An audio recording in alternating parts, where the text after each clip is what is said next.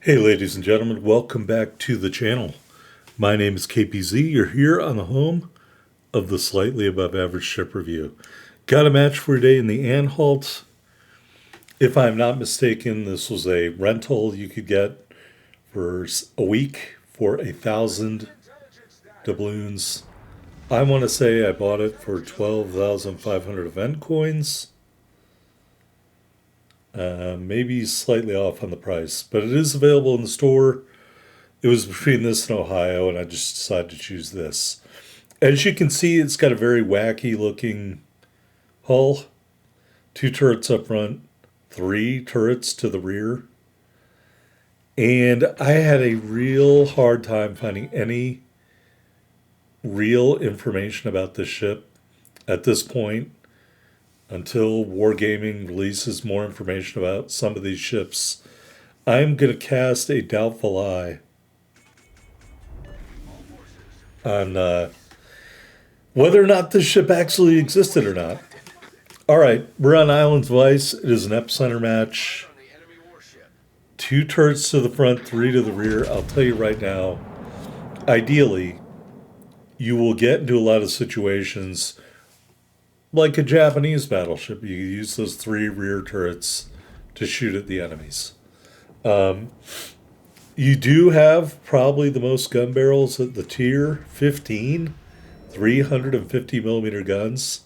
I could not find any reference to any ship design for Germany with 3 guns per turret, 5 turrets, 350 millimeters. As we continued to shoot at ARP Nachi, I will quote you from a website called Avalanche Press. German engineers had toyed with an armament very similar to that of the American Pennsylvania class. Blah, blah, blah. A German team had inspected the Viribus Unitas with its 4 triple turrets and came away unimpressed with Austrian battleship design in general and the triple turret in particular. The middle gun, the Germans believe, would have a markedly lower rate of fire, and in case of an unlucky hit to the turret, the ship would lose 3 guns rather than 2. A bigger turret also created a larger opening in the hull, weakening the ship's structure. So that's probably some more factual info about what the German Navy thought about triple turret design.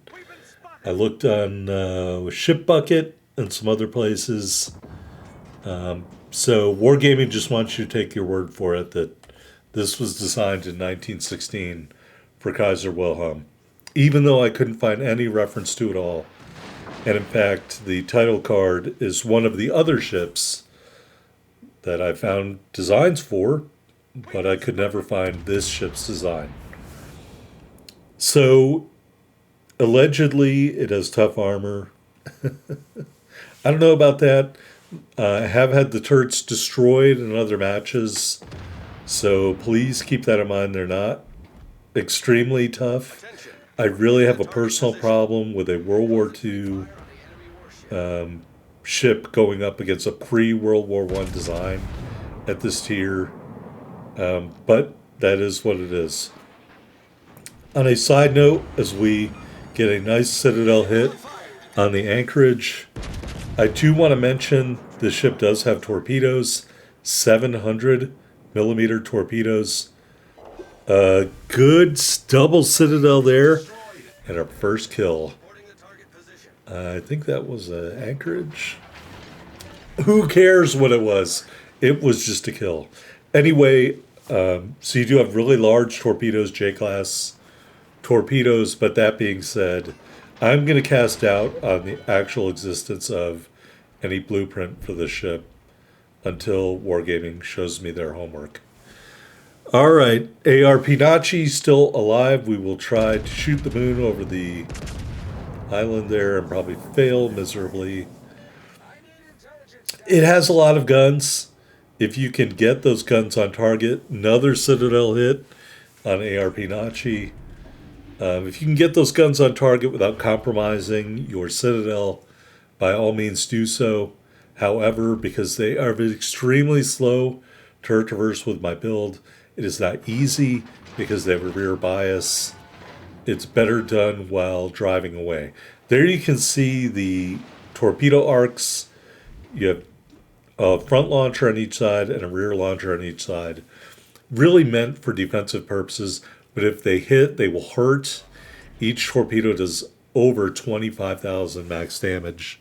So, yeah, it'd be nice. We're going to shoot at ARP Nachi again, who showed his face. I don't know a lot about ARP Nachi, except that I shot one once with a full broadside. There's another Citadel hit, by the way, and it imploded very nicely, so whatever. You can shoot at me all day, ARP Nachi, I don't care. All right, taking a look at the teams remaining. I think we have a one-ship lead, and nobody has captured anything yet. Pretty happy that I haven't caught on fire. So if you don't want another U.S. battleship and you're interested in something different, this is definitely different. I would say if you like Japanese battleships and the cutting away and shooting, I think this ship would do pretty well at it. Actually did pretty well at it. The game I just played prior to recording this video.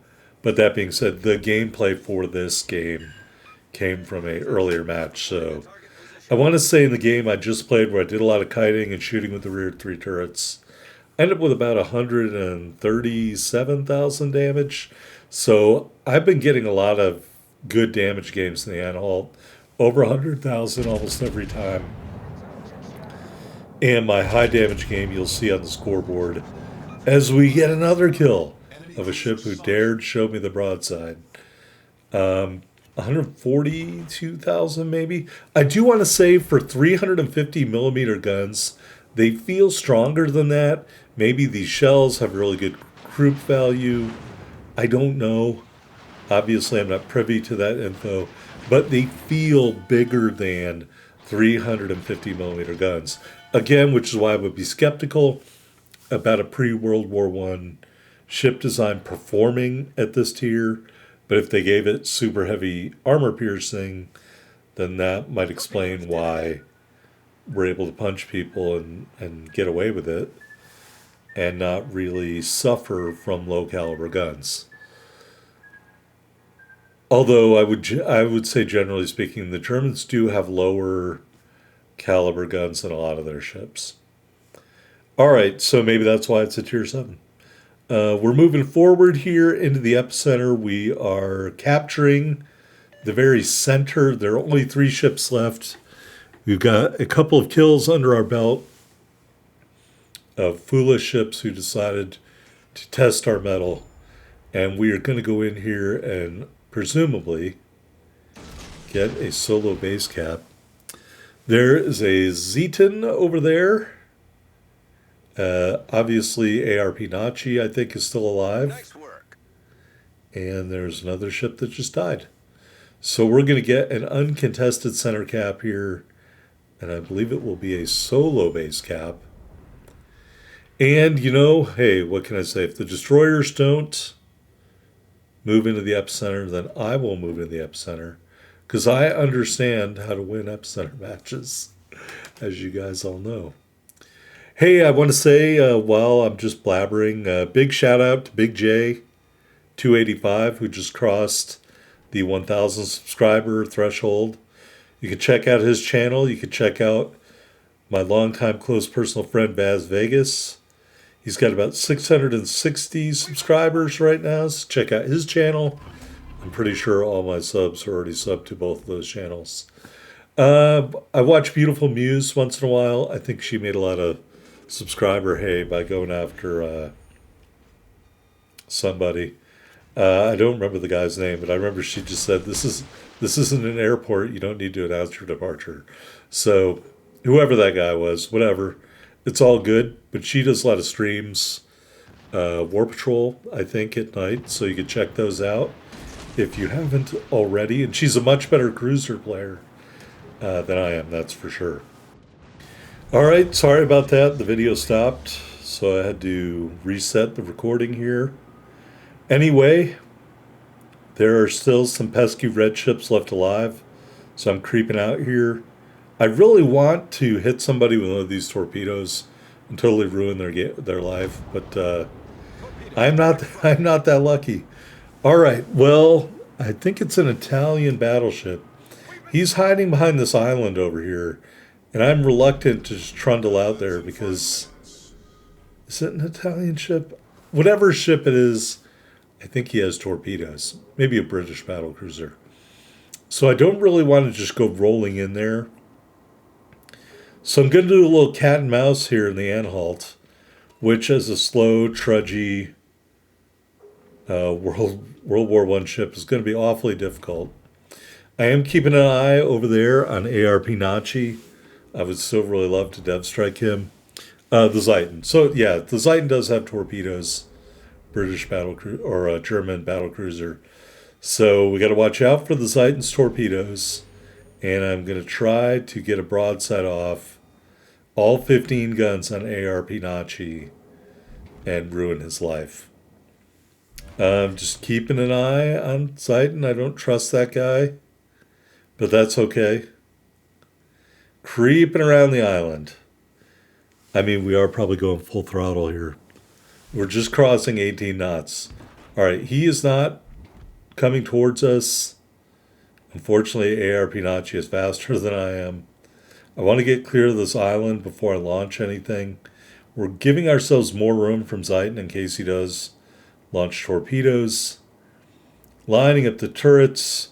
I will chance it right now. There is a full salvo, all 15 guns.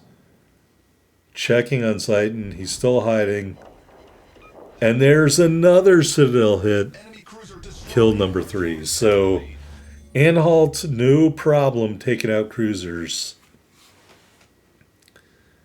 And I guess we're going to see... I was hoping the Zeiten would come out. Then I could use my rear torpedo launcher on him. And then turn and use the other one on him. But that did not happen. I guess he has no plans to win this game. And I just... You're going to lose. Just come out and get killed. I mean, you're not going to win. This is an epicenter match. You aren't getting any points right now. Our points are outweighing your points. And there's 3 of us and 1 of you, so you can't win. But whatever. You know, maybe he is operating under the delusion he can kill the remaining 3 ships. I don't think he'd kill me because we jammed on the brakes. His torpedoes sailed harmlessly on by. I want to put these rear turrets to work so I can show everybody how awesome they are. Unfortunately, as I signal for the wrong part of the map, that's not going to happen. All right, real quick back to... Did I close Wiles Builds? Damage record pending, 156,133. Base XP pending, 3510 for XLUEK, Zluik. So that's about 11,000 damage more than my best game in the Anhalt. But I feel there's more here, and I feel that a better player will be able to get more out of the Anhalt. Like 180,000, 200,000, no problem. If you could get some more ships to pursue you and run into these torpedoes that do over 25,000 damage each, I think it would be pretty easy to pile up the damage. All right, here we're going to skirt. There's an island right in front of us. We are cranking the rudder hard. And I hit my sonar. And there's the Zeiten bravely running away. Or at least backing up. I will launch my 700 millimeter torpedo for scare tactics. But at the end of the day, we're in the orange part of the clock. He has just glued himself to the island because he is a bitch. And we will spank him for being the bitch that he is. So, not very scintillating, not very high damage. Look at his lame-ass torpedo attempt. And we'll probably eat all of those, even though I had sonar on. But that's okay, because we are going to survive. most importantly, I don't know what I took a screenshot of there. But more importantly, we're going to survive, and we're going to punch him here, but it's not going to be enough to finish him off as time runs out. But there is the high caliber medal, if nothing else. All right, here we are on the victory screen. High caliber medal, 118,686 total damage. 3 big kills, 6 hits to Citadel, 3 cap defended flags, and a solo base cap of the epicenter. We ended up with over 835,000 silver and 5,600 plus ship XP, over 6,000 commander XP in the Anhalt. And if you liked what you saw, somehow, I would go get it. All right, here we are at the top of the board. 1 medal, 3 big kills, 2862 base XP. And there's the cowardly enemy ship who did not just die. But it's all good. Our team beat their team. A win's a win. That's all that matters. All right, let's go into the port and take a look at the ship. Upgrades went secondary battery mod 2. Damage control system mod 2. Target acquisition system mod 1. And AA guns mod 3, simply because that was the only mod I had and I couldn't afford a new one at the time. I may keep that on there, I don't know. All right, looking at the loadout, 3 charges of the repair party. You've got your choice of a spotter, a fighter, or the enhanced secondary. And I went with the enhanced secondary, and you should too. And you get 3 charges. And 2 charges of sonar, 5.6 for ships. Couple of booster flags on there. Got this Type 9 permanent camo, the other camo, probably never use. And the legendary birthday 21 flag.